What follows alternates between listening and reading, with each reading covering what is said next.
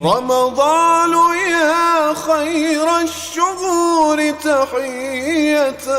رمضان يا خير الشهور تحية. أشرق بهدى الله والإسلام. شهر أطل فمرحبا بقدومه وبفيضه المتدفق المكرام. أعوذ بالله من الشيطان الرجيم. بسم الله الرحمن الرحيم.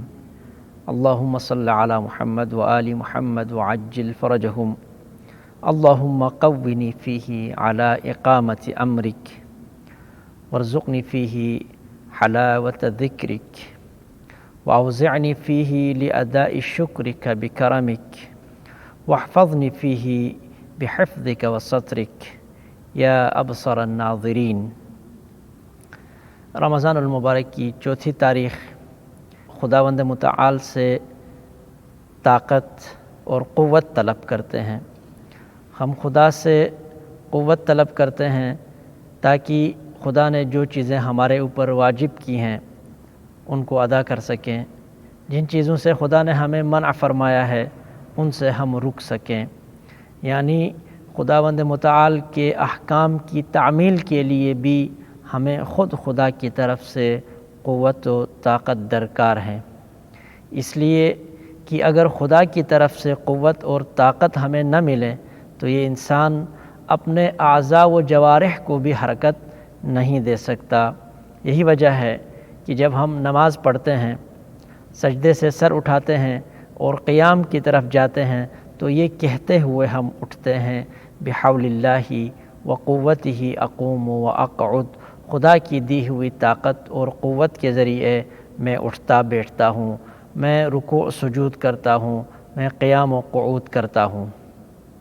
آج کے دن ہم خدا سے یہ دعا کرتے ہیں، اللہم قونی فیہ علی اقامت امرک، اور احکام الہی کو بجا لانا، ان کی تعمیل کرنا دراصل اس وجہ سے ہے کہ خدا نے ہمیں حکم دیا ہے، لیکن جب انسان خداوند متعال اور اپنے درمیان اس رشتے کو محسوس کرتا ہے، اس کو درک کرتا ہے اور اس رشتے کے نتیجے میں اعمال کو بجا لاتا ہے تو اس میں جو لذت ہے، اس میں جو مٹھاس ہے، در حقیقت ہمیں اس مٹھاس اور اس لذت سے آشنا ہونا ہے۔ کاش ہم نماز میں موجود اس لذت کو درک کر سکیں، کاش ہم روزے میں موجود اس مٹھاس کو درک کر سکیں، ہم ان اعمال و عبادات کو اسی میں موجود لذتوں کے لیے خداوند متعال کی رضایت کا جو احساس ہے اس کے لیے ہم انجام دیں، اور ایسا اگر ہو جائے تو ہماری یہی عبادتیں ہمارے لیے جنت ہیں، یہی عبادتیں ہمارے لیے جنت کی نعمتوں سے بڑھ کر ہیں۔